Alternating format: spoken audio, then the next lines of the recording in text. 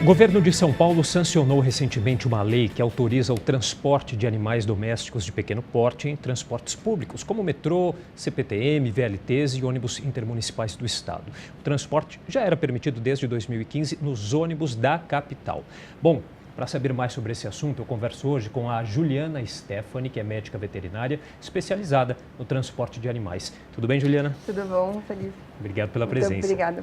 Olha só, o Brasil tem hoje, segundo dados aí do IBGE, 132 milhões de animais de estimação. E nós temos a quarta maior população de pets do mundo. Esse transporte de animais, né, ele aí tem que respeitar várias regras, né, para que esse transporte seja feito adequadamente. Quais são as principais regras segundo essa lei, Juliana? Então, essa lei daqui do governo de São Paulo, ela estipula que os animais de pequeno porte, então aqueles com até 10 quilos, eles vão poder ser transportados em qualquer dia da semana, menos nos horários de pico, no metrô e nos ônibus. Então eles precisam ter até 10 quilos, eles estarem dentro da caixinha de transporte. Essa caixinha de transporte ela não pode estar suja, não pode vazar coisa, ela não pode estar quebrada. E é basicamente isso. Precisa ter o atestado veterinário, as vacinações, a documentação também em dia. Agora a lei aí amplia, né, esse transporte aí para o metrô, CPTM, como a gente falou aqui no começo da entrevista, mas desde 2015 já acontece nos ônibus aqui da capital, né? O que você já observou aí nesses anos aí que o projeto está em vigor? Tem dado certo? Tem dado certo, mas ainda não era uma coisa que muita gente sabia, então a maioria das pessoas não sabia que isso era possível, que você poderia entrar no ônibus, por exemplo, com o seu animal de estimação, e agora aumentando, né, para os outros tipos de transporte e sendo divulgado isso em redes sociais, em tudo, você consegue ter as pessoas sabendo e utilizando mais. Isso facilita muito e foi bem importante essa lei ser aprovada, porque o animal, ele faz parte da vida das pessoas, agora é parte da família, é tratado como um filho.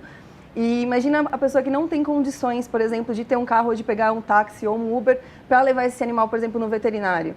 Então, com esse tipo de transporte, você agora tem essa opção. Então, você consegue levar no veterinário e até mesmo, por exemplo, ao lazer.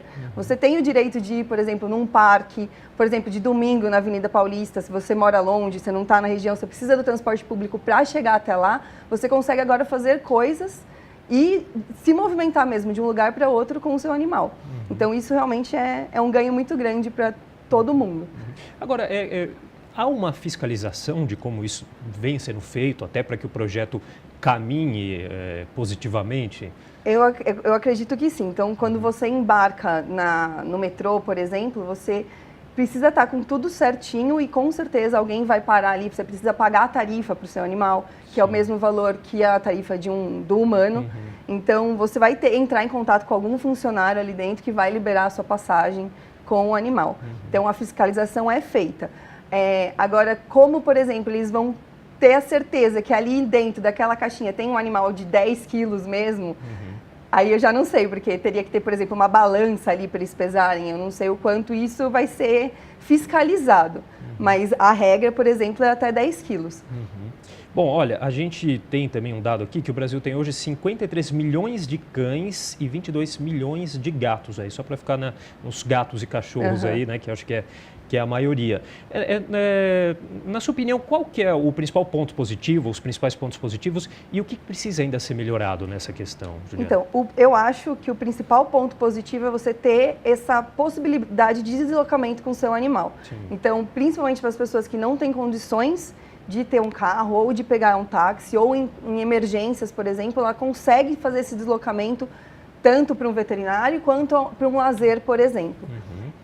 O que eu acho que ainda falta bastante, nessa lei só abrange cães e gatos, mas abrange os animais até 10 quilos. Se a gente for pensar na quantidade de animais que a gente tem a mais com desse peso, é muito grande. Então, a gente está abrangendo uma fatia muito pequena da população de animais. Por exemplo, se você tem um animal um pouquinho maiorzinho e tem não precisa nem ser de raça, mas os próprios vira-latinhas mesmo, eles são, a maioria é grandinho, é maior do que esses 10 quilos. Muitas vezes você não consegue colocar ele dentro da caixinha de transporte, por exemplo. Essa caixinha de transporte, ela pode ser mais pesada. Então, eu acredito que é ótimo, a gente já está com um avanço, que estamos conversando, discutindo, estamos tendo leis sobre isso, mas ainda falta pensar no resto dos outros animais que a gente está deixando de lado. Então, não só animais de raça, como animais sem raça também, tem muitos que passam desse limite, que se você, por exemplo, não fechasse só no transporte com uma caixinha de transporte, mas, por exemplo, numa coleira, com focinheira, numa forma de proteger a população que está em volta desse animal, claro, e proteger o animal em si, poderia ser uma opção. Então, eu vejo que avançamos muito, é muito válida, é muito realmente positiva, mas a gente tem que pensar também que tem os outros animais que não estão dentro dessa regra, que não são abrangidos ali. E claro, tem aquelas pessoas que vão se sentir incomodadas, elas não gostam de animal. Qual que é o caminho para resolver esse impasse? Você acha que é essa questão da divulgação, da informação, para as pessoas terem esse conhecimento da lei e respeitá-la? Exatamente, eu acho que na verdade é uma coisa de bom senso. A gente não tem como obrigar as pessoas todas a gostarem de animais ou não gostarem. Então, é uma questão de bom senso. A gente tem que pensar que a gente está andando com um animal e ele não pode atrapalhar as outras pessoas, como a gente não quer que as outras pessoas atrapalhem ou agridam o nosso animal. Então, a gente tem que pensar no bom senso. Acho que a divulgação da lei, para todo mundo saber que essa lei é permitida, permite esse deslocamento, a utilização do transporte público é fundamental. Então, a divulgação é o básico mesmo. E é o bom senso de cada um. Por exemplo, se o seu animal acaba sujando ali, você tem a responsabilidade de limpar. Você está usando uma coisa pública, é de todo mundo. Tem que ser bom para você e tem que ser bom para o outro também.